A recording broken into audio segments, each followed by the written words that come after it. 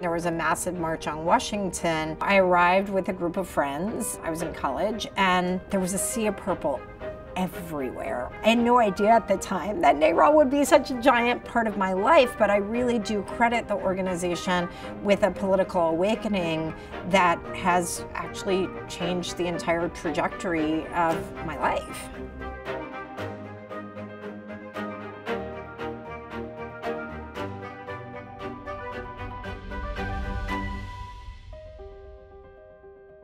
I had a great privilege to meet a woman named Pat McGinnis this year, who was one of what we call now the Army of Three. And I feel great indignation as a woman to think that women have to subject themselves to second-rate medical care for a safe surgical procedure. I said to Pat when I met her, I hope we've done you proud, because out of those three, we're now 2.5 million strong in all 50 states.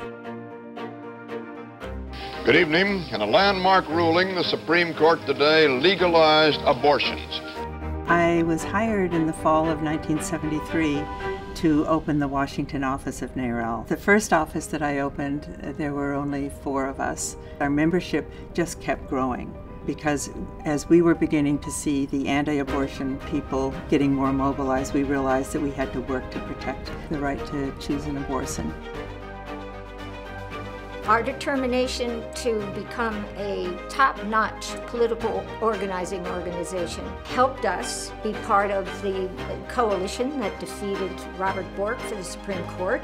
It was a tough campaign because we needed Republicans to deny the president his nominee. But we did it, and we saved Roe versus Wade doing that. Had we not elected President Clinton, and he had not nominated Ruth Bader Ginsburg and had not vetoed bills that were designed to take away women's rights, we wouldn't have Roe v. Wade today.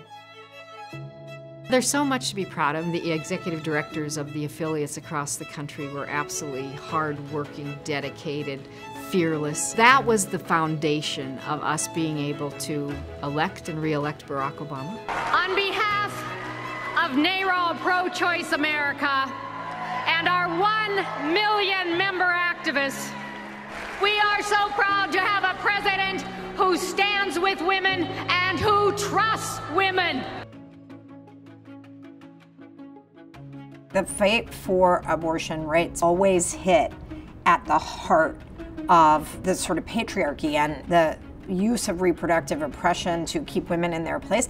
There has to be some form of punishment. For the woman? Yeah, there has to be some form. And it goes to the heart of who we are as women, our rights, our autonomy, our ability to make our own decisions. We have one message for Donald Trump. We will not be punished for owning our lives. Protesters come to Capitol Hill to say no to the Kavanaugh nomination. Even in the face of being gaslighted, even against daunting odds, NARAL members showed up in droves. Protests are taking place across the country this afternoon in opposition to a wave of new state laws restricting or banning abortion. We have 7 in 10 people who support a woman's right to decide. That's a majority. Congress has no business in the personal lives of women. No business.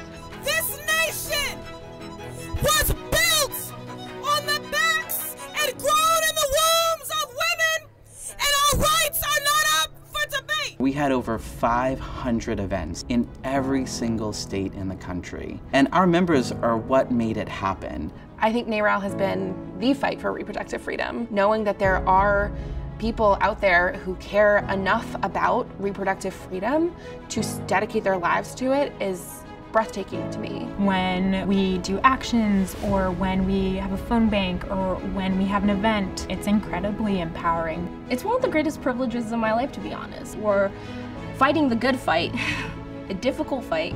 And this is why NARAL has needed to exist. This is why we built this fighting force. We actually have a 50-state strategy that takes into account our ability to affect legislation, to affect politics, to affect the cultural conversation around us. I thought it was our moment back in the 70s, but this is our moment. In these moments in time, we have to rise to the occasion and we have to do everything in our power to ensure that we have the infrastructure, the support, and the organization to protect these rights. Congratulations to NARAL on your 50th anniversary. This is our moment. This is our moment. We were made for this moment.